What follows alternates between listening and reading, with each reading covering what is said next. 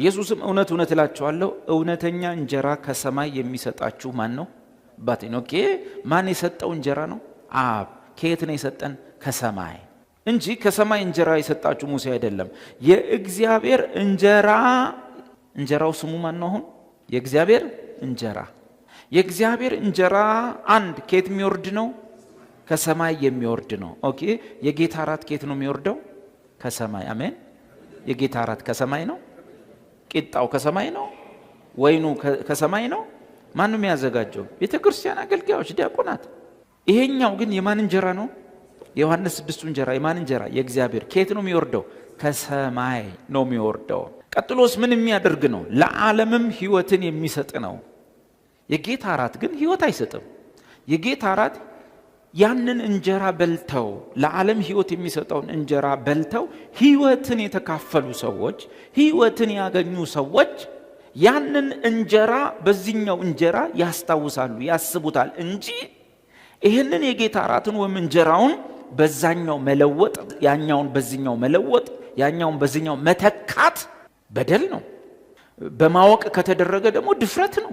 በምንም አይነት ሁኔታ በጌታ እራት ላይ የምንቆርሰው ቂጣ በመስቀል ላይ ከተሰቀለው ከኢየሱስ ሥጋ ጋር ህብረት አለው እንጂ ይህ ቂጣ የዮሐንስ 6ቱ እንጀራ አይደለም። ሰዎቹ ግን አሁን ምን ጋናቸው? ይህ እንጀራ በምን የሚበላ መሰላቸው? በጥርስ። ኢየሱስ ግን ቂጣውን ልክ ለሐዋርያት እንዳደረገው አንስቶ ይሄ ከሰማይ የወረደ እንጀራ ነው፣ ብትበሉት ለዘላለም ትኖራላችሁ ቢል ሰዎቹ ግራ ይገባቸው። ራምጣው እስቲ ብለው ይሞክራሉ። ሰዎቹ በጥርስ ስለሚበላ ነገር ጥያቄ የላቸው። እንጀራ ሲባል ወዲያው ስለሚታኘክ ነገር ነው የሚያስቡት፣ በአፍ ስለሚገባ ነገር ነው። የጌታ እራት በአፍ ነው እኛ የምንቆርሰው፣ ወደ ሆዳችን ነው የሚገባው፣ በአፋችን ነው የምንቆርሰው የጌታ እራትን። ይሄማ ቀላል ነው እኮ። ይሄ ቢሆን ኖሮ ዮሐንስ 6 ላይ ያለው እንጀራ ይሄ ቢሆን ቀላል ነበር። ሰዎቹ አሁንም እንደዛው መስሏቸው፣ በአፍ የሚገባ መስሏቸው ቁጥር 34 ላይ ስለዚህ ጌታ ሆይ ይህን እንጀራ ዘወትር ስጠን አሉት። መቼ? ዘወትር። ነገም ይበላሉ። ምን ላለመሆን? ለዘላለም ላለመሞት። ከዛስ ከነገ ወዲያም ይበላሉ። ይሄን እስከበሉ ድረስ አይሞቱም። በምን የሚበላን የጠበቁት? በአፍ። መቼ? ዘወትር፣ በቀጣይነት፣ በቋሚነት። ኢየሱስ ኖ ጥርስ ውስጥ ስላሉ ማኘክ ውስጥ ስላሉ አልተግባቡም። ምክንያቱም ቅድም ያለው ይህን እንጀራ ለማግኘት ስሩ፣ ይህም እግዚአብሔር እንድትሰሩ የሰጣችሁ ስራ በላከው በእርሱ ምን እንድትሉ እንድታምኑ ነው። ስለ እምነት ነው የሚያወራው። ስለዚህ አሁንም አኛኝ በጥርስ የሚታኘክ ነገር ሲጠይቁት የጌታችን የኢየሱስ ክርስቶስ ቅዱስ ሥጋውና ክቡር ደሙ ለመታሰቢያ ነው ወይንስ ለዘላለም ሕይወት ነው? መልሱልኝ። ለዘላለም ምንድን ነው? ለመዳን ነው ወይስ ለመታሰቢያ ነው?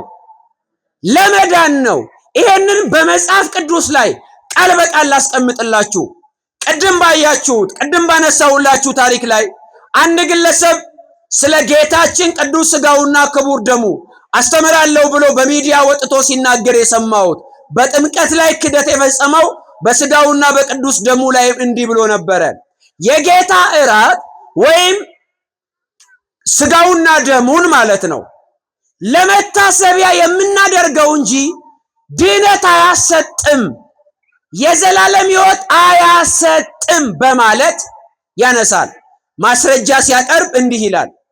ማስረጃ ሲያቀርብ ዮሐንስ ወንጌል ምዕራፍ 6 ላይ ከሰማይ የወረደ ሕያው እንጀራ እኔ ነኝ ብሎ የሚናገረውን ቃል ከሰማይ የወረደ ሕያው እንጀራ የተባለው እምነት ነው። ማን ነው አለ? ማን ነው? እስኪ እባክህ ወዳጄ ከሰማይ የወረደ ሕያው እንጀራ እምነት ነው ያለውን ከሐዋርያት መካከል አንድ ሰው ጥቀስልኝ።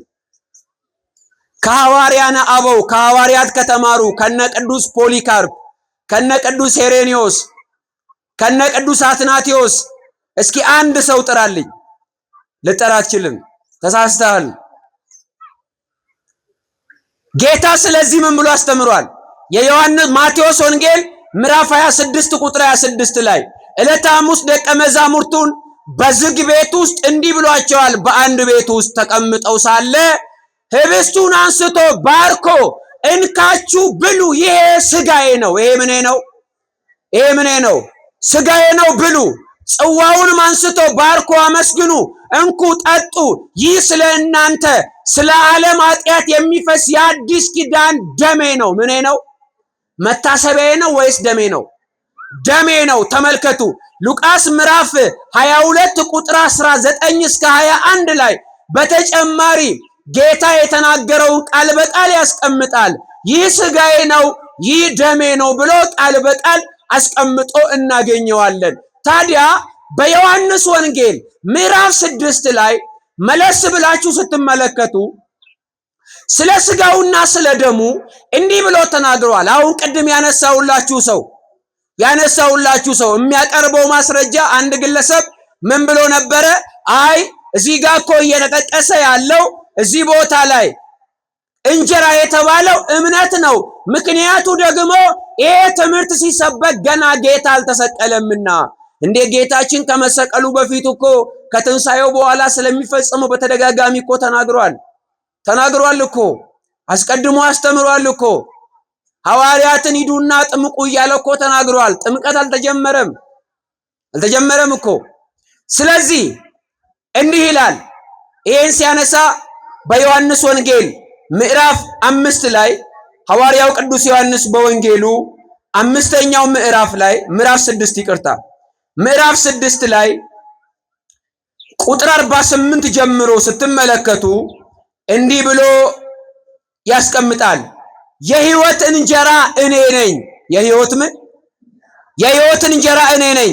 አባቶቻችሁ በምድረ በዳ መና በሉ ሞቱ አለ። እስራኤላውያን ከግብፅ አገር ሲወጡ እግዚአብሔር ከሰማይ መና እያወረደላቸው በሉ። ነገር ግን ያ ከሰማይ የተሰጣቸው መና ሕይወት የሚሰጥ አይደለም፣ ረሃብን የሚያስታግስ ብቻ ነው። ስለዚህ በሉ ሞቱ ይልና ስለ መበል ነው እያወራ ያለው፣ ስለሚበላ ነገር ነው። ስለ እምነት አይደለም። እባካችሁ ተረዱ። እምነትን አይደለም፣ የሚበላ ነው እየተናገረ ያለው። ሰው ከእርሱ በልቶ እንዳይሞት ከሰማይ የወረደ እንጀራ ይህ ነው አለ። አያችሁ፣ መናውን የበሉ ሰዎች ሞተዋል።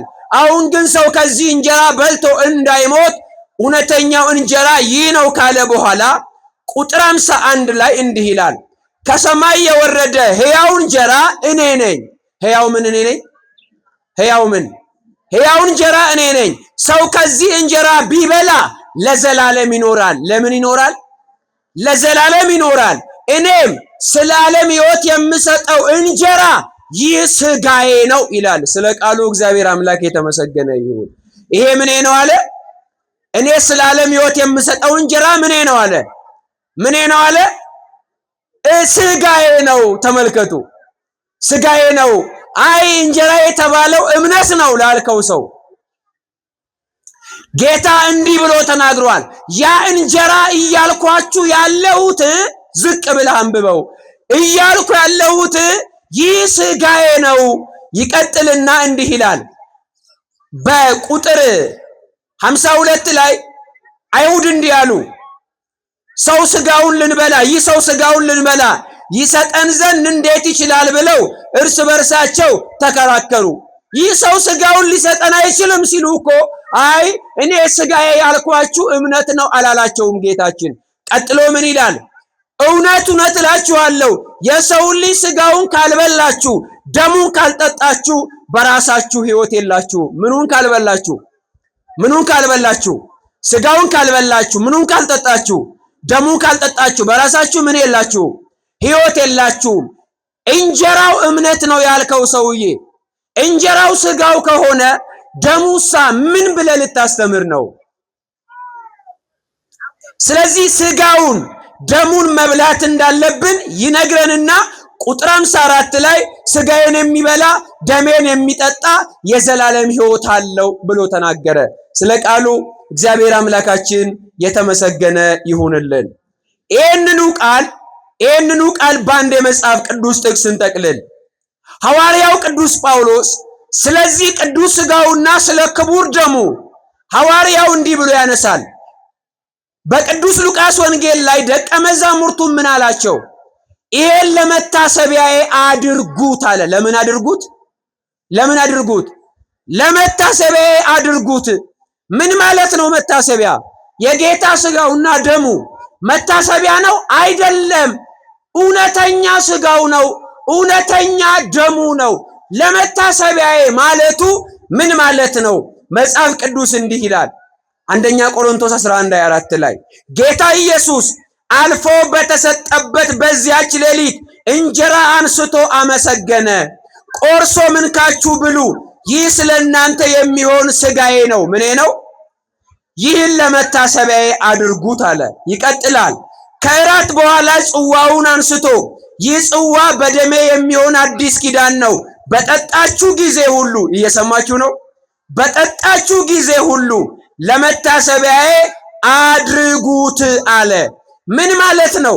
ስጋዬን ስትበሉ ደሜን ስትጠጡ ለመታሰቢያዬ አድርጉት። ስጋዬን የምትበሉት ለመታሰቢያ ነው አላለም። ደሜን የምትጠጡት ለመታሰቢያ ነው አላለም። ምንድነው እያለ ያለው? ለመታሰቢያዬ አድርጉት። እንዴት? ቁጥር 26 ላይ እንዲህ ይላል፣ ይህን እንጀራ በበላችሁ ጊዜ ሁሉ ይህንም ጽዋ በጠጣችሁ ጊዜ ሁሉ ጌታ እስኪመጣ ድረስ ሞቱን ትናገራላችሁ። ምኑን ትናገራላችሁ? ምኑን ትናገራላችሁ? መታሰቢያ ማለት ምን ማለት ነው? ስጋዬን ስትበሉ ደሜን ስትጠጡ ሞቴን አስቡ። ሐዋርያው የሚነግረንም ይሄንን ነው። የጌታ ስጋውን ስትበሉ ደሙን ስትጠጡ ሞቱን አስቡ፣ ሞቱን ተናገሩ፣ የክርስቶስ ሞቱን መስክሩ እያለ ነው እንጂ ይህ ማለት አይደለም። መታሰቢያ ነው ስጋውና ደሙ እያለ አይደለም። ይህንን ቃል ቁጥር 27 ላይ ቀጥሎ እንዲህ ይላል። ምክንያቱም አንዳንድ ሰው አሁን ይህንን ቃል እንደ ሌላ እንደ ዝክር ሊቆጥረው ስለሚችል ነው። እንዲህ ይላል፣ ሳይገባው ይህን እንጀራ የበላ ወይም የጌታን ጽዋ የጠጣ የጌታ ስጋና ደም ዕዳ አለበት አለ። ይሄ ማለት ስለ እውነተኛው ቅዱስ ቁርባን ነው እንጂ ወይ ዝክር፣ የቅዱሳን ዝክር ሰንበቴ አይደለም። በሰንበቴ ከክርስቶስ ጋር ህብረት አናገኝም። አይደለም። ሰንበቴ ማለት ተሰብስበን ቃለ እግዚአብሔር የምንማርበት፣ በቅዱሳን ስም በሰንበት ስም የተዘከረውን ዝክር የምንቀምስበት፣ ወንጌልን ለመማር የምንችልበት አውደ ምሕረታችን እንጂ ከጌታ ጋር ህብረት የምናደርግበት አይደለም። ቅዱስ ስጋውና ክቡር ደሙ ነው ህይወት የሚያሰጠው፣ ህብረት የሚያሰጠው።